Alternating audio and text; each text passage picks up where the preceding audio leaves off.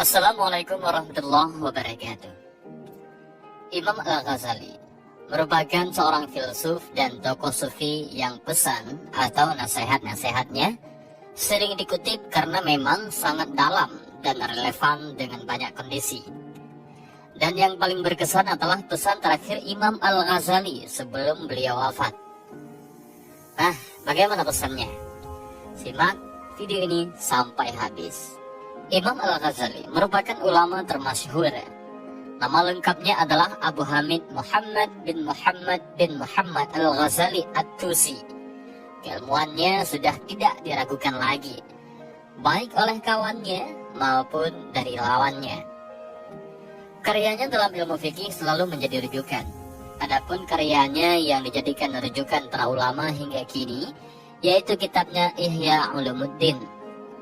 Imam Al-Ghazali juga serius mendalami ilmu filsafat, walau pada akhirnya ilmu ini beliau kritik sendiri. Pada masa kecilnya, beliau hidup dari kalangan keluarga miskin. Orang tuanya sangat taat beragama. Meski diliputi hidup yang serba terbatas, ayah Imam Al-Ghazali memiliki impian yang begitu besar, yaitu kedua anaknya, Imam Al-Ghazali dan saudaranya, yaitu Ahmad Al-Ghazali, kelak menjadi orang yang ahli fikih dan pendakwah Islam. Ayah Imam Al-Ghazali merupakan orang yang suka menghadiri majelis-majelis ilmu. Beliau suka sekali melayani para ulama, dan ketika mendengarkan tausiah guru-gurunya, tak ayal beliau menangis dan merunduk sembari berdoa bagi masa depan kedua anaknya. Dan alhamdulillah, doa tersebut terkabul meski sang ayah tak menyaksikan kebesaran anak-anaknya karena wafat sebelum mereka dewasa. Singkat cerita, Imam Al-Ghazali kecil dan saudaranya tumbuh menjadi manusia yang cerdas dan sangat suka menuntut ilmu. Pribadinya penuh kasih sayang, kezuhudan, dan ketaatannya dalam beragama sangat meyakinkan. Semakin hari, ilmu Imam Al-Ghazali semakin luas, sehingga Imam Al-Haramain, gurunya, memberikan gelar kepada Al-Ghazali, yaitu Bahrul Mughadiq, lautan luas yang tak bertepi. Suatu saat, Imam Al-Ghazali diangkat menjadi guru besar di Madrasah Nidhamiyah, Baghdad, pada masa kekuasaan Nidhamul Muluk. Saat itu usianya masih 34 tahun. Dalam usia yang masih muda, beliau sudah memiliki kedudukan tertinggi di dunia pendidikan dan keislaman. Bahkan predikat seperti itu belum pernah diraih oleh siapapun. Setelah beberapa tahun lamanya, pada akhirnya beliau mengakhiri pengabdian di Madrasah Nidhamiyah. Beliau pun pulang ke kampung halamannya di Tus dan mendirikan zawiyah atau semacam pesantren untuk meneruskan khidmah mengajar. Setelah pesantrennya berkembang, Imam Al-Ghazali sudah menua, dan beliau merasakan sakit yang akan membawanya pada kematian. Ketika beliau sudah berada di detik-detik terakhir, terjadilah sebuah peristiwa yang indah. Mengutip keterangan Ahmad Al-Ghazali, yaitu seorang sufi besar, adik kandungnya Imam Al-Ghazali, beliau menuturkan, hari Senin, waktu subuh, kakakku mengambil air wudhu, lalu salat.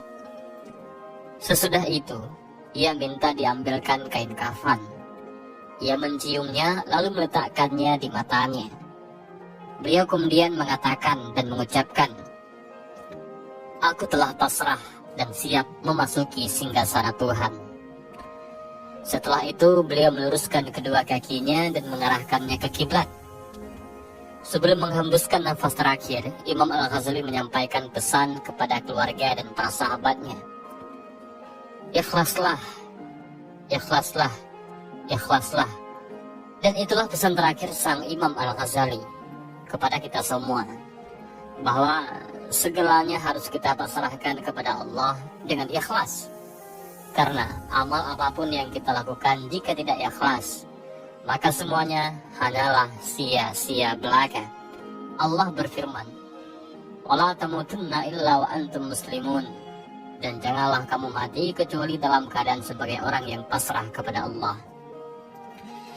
Dan akhirnya sebelum matahari pagi terbit, ia pun pulang kembali ke asal, wafat. Dan inna lillahi wa inna ilaihi raji'un. Kita semua milik Allah, dan kepadanya lah kita semua kembali. Itulah hakikatnya husnul khatimah, akhir yang baik. Imam Al-Ghazali merupakan salah seorang yang diberi gelar dengan Sayyidul Musannifin karena banyaknya kitab yang telah ditulisnya. Dan juga beliau seorang yang diberi gelar dengan Hujjatul Islam atau pembela Islam, karena beliau memang seorang ulama yang gigih di dalam memberikan argumentasi tentang akidah Islam dan melawan paham-paham yang menyimpang pada waktu itu. Namun ada kisah menarik tentang Imam Al-Ghazali, yaitu kisah Imam Al-Ghazali dengan seekor ulat. Dan kisah ini pernah ditulis oleh Syekh Nawawi Banten dalam kitabnya di dalam Muqaddimah Nasail al-Ibadah. Setelah wafatnya Imam Al-Ghazali, salah seorang muridnya bermimpi bertemu dengan beliau. Kemudian beliau ditanya, "Apa yang Allah lakukan kepadamu?" Lalu ia menjawab, "Allah membiarkan aku di hadapannya." Kemudian Allah bertanya, "Kenapa engkau dihadapkan kepadaku?" Maka aku ceritakan satu persatu amalku. Tetapi Allah berfirman kepada aku, "Amalmu tidak aku terima.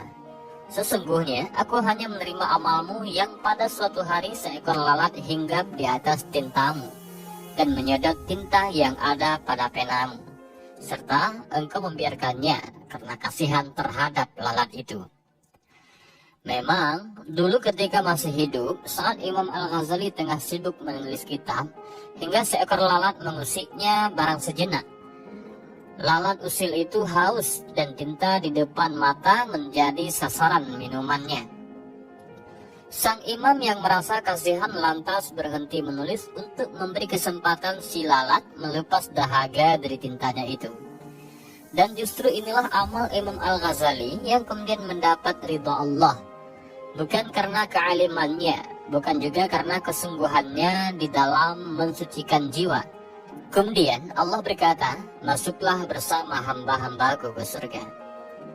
Dan begitulah kisah Imam Al-Ghazali dengan seekor lalat. Ini memberikan kita hikmah dan pelajaran bahwa kebaikan sekecil apapun tidak boleh kita remehkan. Karena kita tidak tahu barangkali amal itulah yang membuat Allah ridha kepada kita. Sebagaimana Rasulullah SAW mengajarkan ini di dalam sebuah hadis yang diriwayatkan oleh Imam Abu Daud yang artinya, "Janganlah meremehkan kebaikan sedikit pun, walau hanya berbicara kepada saudaramu dengan wajah yang tersenyum kepadanya. Amalan tersebut adalah bahagian dari kebajikan." Hadis riwayat Abu Daud.